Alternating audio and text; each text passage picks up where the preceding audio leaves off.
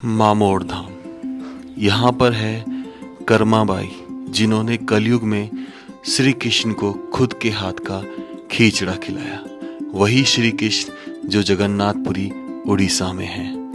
आज भी वहाँ पहला भोग मामोड़ धाम कर्माबाई का लगता है और इसी धाम में स्थित है 3 गुफा के रास्ते जिनका कोई अंत नहीं है।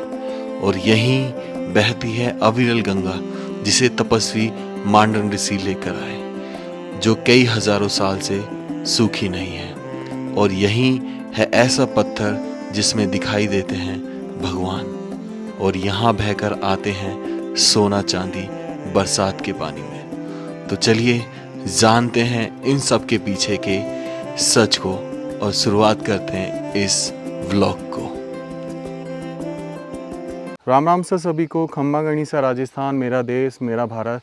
दोस्तों, मैं हूं अभी मामोड़ धाम में, जो कि अलवर शहर से 65 किलोमीटर पड़ता है, बानसूर से 18 किलोमीटर पड़ता है, गड़ी गांव से ये 6 किलोमीटर पड़ता है। जो मेरे पीछे आप चीज़ देख रहे हैं, ये है कर्माबाई की समाधि स्थल।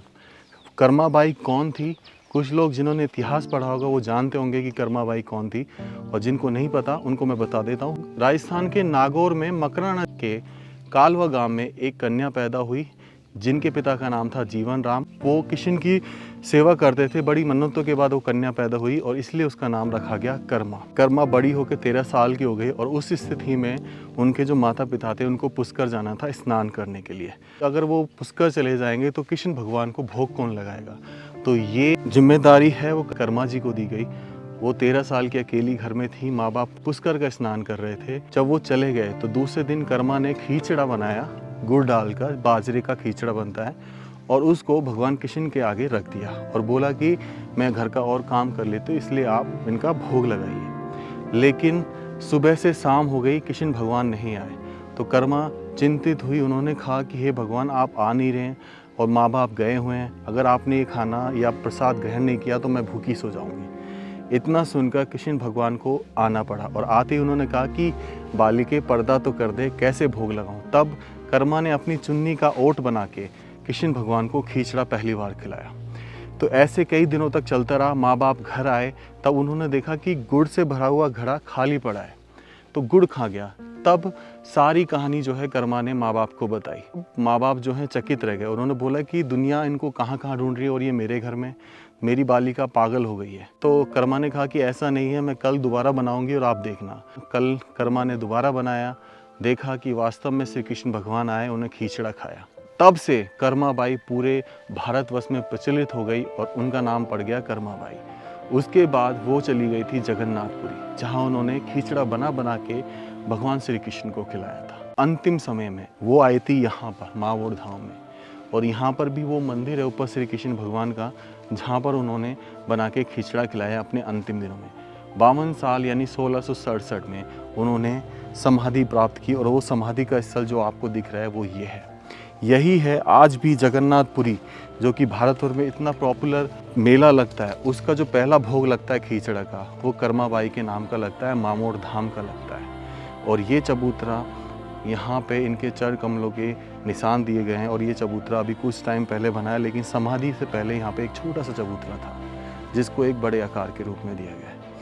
तो इस मामोड़ धाम की खास बात यह है कि आपको यहाँ पे बहुत सारी चीज़ें मिलेंगी। जैसे कि मेरे सामने वहाँ देखो, आपको दिखेगा कि वहाँ पे एक लगातार पानी बह रहा है, जो कि बरसों से बहता आ रहा है। ये पानी, इसको यहाँ के लोग बोलते हैं अविरल गंगा, यानी मांडव ऋषि की तपोभूमि बताते हैं कुछ लोग इसे, आलमचंद बाबा की तपोभूमि बताते हैं कुछ लोग इसे।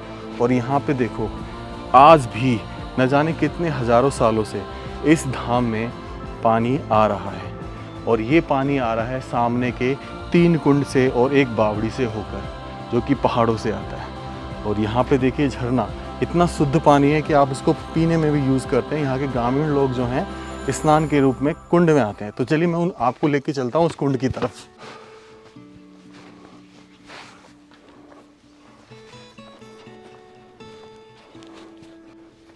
तो यहाँ पे मेरे सामने आप एक कुंड देखेंगे।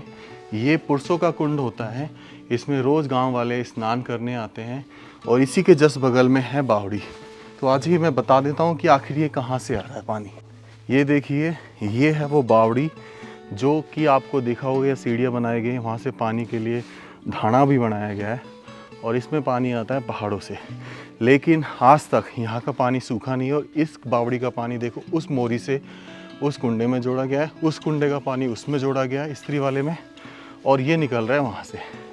बगल में ही यहाँ पर है गोकुंड, ये भी पानी से भरा रहता है। अब एक और विचित्र चीज़ आपको यहाँ दिखाता हूँ, भगवान शिव का मंदिर। शिव का मंदिर तो सबने देखा होगा, क्या विचित्र है। उसमें विचित्र है उनकी मूर्ति, जहाँ पर है एक निशान। उस निशान की कहानी जो कि सर में है, पूरा ऐसे लगता है जैसे किसी ने कुल्हाड़ी से मारा हो, वो मैं मंदिर आपको दिखाता हूँ, आ जाइए।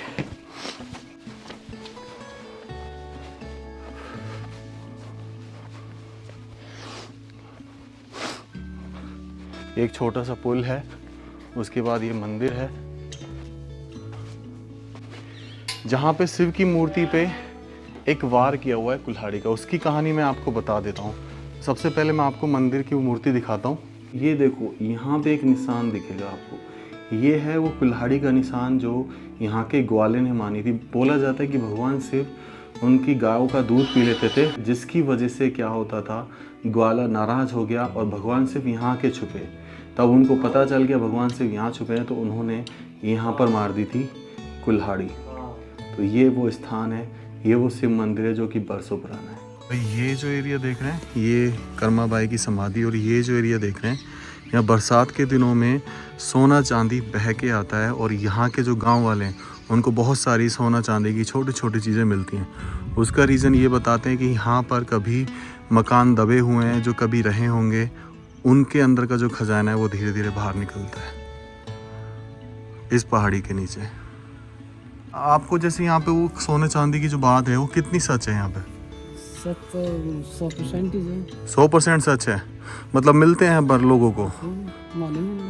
आपके मिले हैं? जब मिले थे तो क्या कारण होता है इसके पीछे कि मतलब ये मिलती हैं चीजें यहाँ? बरसात आती है ना जब तक भी, हाँ, तो ये जो बहता है पानी, अच्छा इसमें काले काले कंकर बड़े हो जाते हैं, अच्छा छोटे छोटे टुकड़े में। अच्छा, सोने के चांदी के छोटे छोटे, तो मतलब ये पैसे मिलते हैं। तांबा के पैसे मिलते हैं। तो मतलब क्या लगता है कि इस पहाड़ी में कोई खदान वगैरह है या फिर कुछ और कारण? पुरानी कोई चंपावती शहर बताओ अगर से आप पुराना। अच्छा, इसको चंपावती शहर बोलते थे कई हजार साल पहले, तो उसमें उसी को।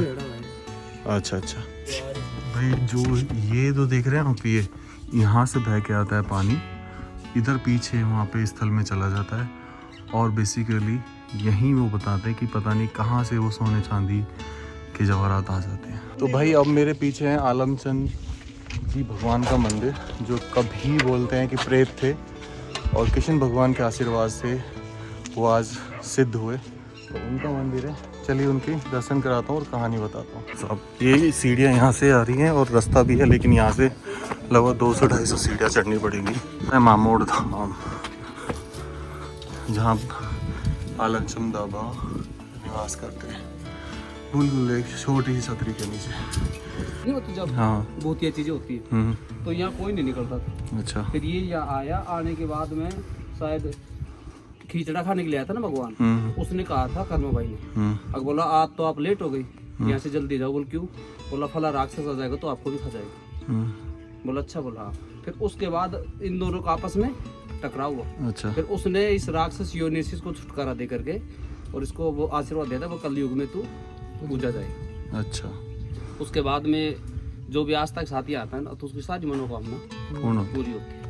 ये सारे जो भी बनाए हुए हैं ना, ये सारे हाँ मनोकामना जिनकी पूर्ण होती है वही करते हैं। आज या करोड़ों रुपए लगा दिए लोगों ने, अच्छा, ऊपर से नीचे तक, तो जहाँ जिनकी आस्था होती है वही होता है। तो ये मतलब जो जिनकी मान्यता पूरी होती जा रही है वो पैसे देते जा रहे हैं। हाँ, अपनी इच्छा से। अच्छा अच्छा अच्छा, तो ये महाभारत काल के थे? हाँ, महाभारत काल।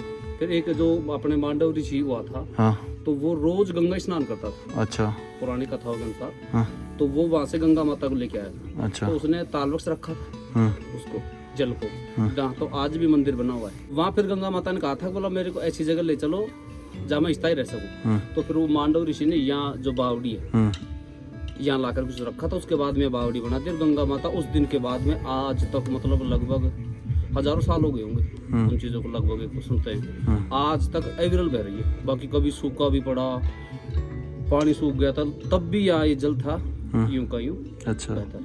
या 3 गुफा, एक गुफा है हाँ। उसमें 3 रास्ते हैं। अच्छा। तो एक तो जाता है ताल वृक्ष और एक जाता है अपने यहाँ कूल का कुंड अच्छा। और एक जाते पीछे कचौड़ा कुंड। तो यहाँ से जो समाधि लेते थे या फिर अंतरात, अब ये तो खैर उनको पता नहीं भाई, वो समाधि लेकर के जाते थे। हाँ, लेकिन उस गुफा से ओनली संत ही जाते थे। अच्छा। यहाँ से है वो, तो यहाँ से निकलने के बाद हम पीछे भी, यहाँ भी। और सबसे बड़ी खासियत ये है कि इस धाम के लोगों के प्रति आस्था इसलिए है कि यहाँ दास और नाथ 2 संप्रदाय होते हैं जिनको अपन साधु संत बोलते हैं। वो साधु संत जो ये सती हुई थी यहाँ पे और पौराणिक शक्तियाँ, ऐसी शक्तियाँ हैं, वो जो दास और नाथ दोनों जो पंथ है ना, उनका साधु यार स्थायी रह करके, मतलब महीने भर भी नहीं रह पाता। उसको जो अलौकिक शक्तियाँ है, सती है या फिर बाबा है, कुछ भी है, हाँ पुराने जो संत है वो इनको नहीं रोकने देते। अच्छा। हाँ, चाहे वो कितने ही इष्टता कर ले यहाँ, चाहे कितने ही मतलब एक तरीके से अपने जन को कहे ना भाई कहीं से भी तपस्या करके आए हो ना, वो भी यहाँ हाँ सिद्धि प्राप्त साधु हो ना, वो भी यहाँ नहीं रुक सकता। मंदिर में दिन यहाँ पे नहीं रुक सकता भाई। ये वो कृष्ण भगवान का मंदिर जहाँ जाती हैं 3 गुफा और जहाँ खींच रखा है। तो चलिए इसको दिखाते हैं आपको। सर यहाँ पूजा गृहस्थी वाला कर सकता हूँ। हाँ भाई ये है वो मंदिर, ये ठाकुर जी, ये बालाजी महाराज, और ये हैं वो कृष्ण भगवान जिनके नाम का भोग लगाया जाता है, जो कभी यहाँ साक्षात प्रकट हुए थे।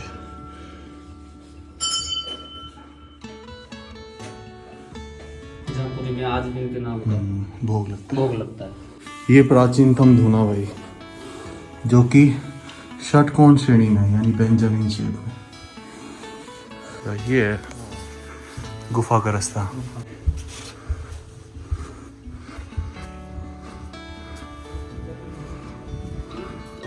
अच्छा, ये गुफा है। ओके।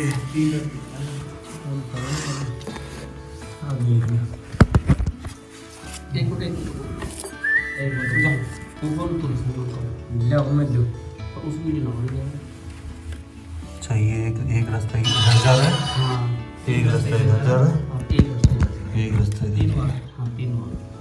ओके। भैया को तो कोई हैंड से ना देखो, ये तो मरम्मत हो गई ना, ये प्राचीन लग तो ऐसे ही रहा है, बहुत पुराना है।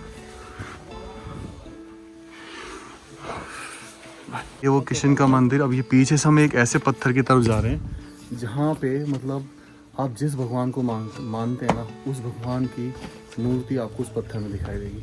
तो चलिए यहाँ से चलते हैं इन गाँव वासियों के साथ, जो हमें बहुत सपोर्ट कर रहे हैं पीछे पहाड़ों में। हालांकि मंदिर से एक रास्ता जा रहा था जो कि बंद है, तो यहीं से चलते हैं।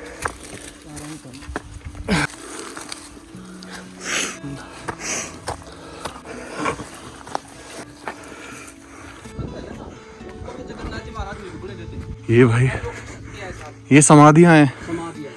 अच्छा। पौराणिक है ना। हाँ। और ये वो पत्थर है। हाँ। अब आप भी आज से तक तो इसी का, अब अपना ध्यान लगा दो उसमें। बालाजी महाराज ने जो भी इष्टता है ना वो दिख जाएगा।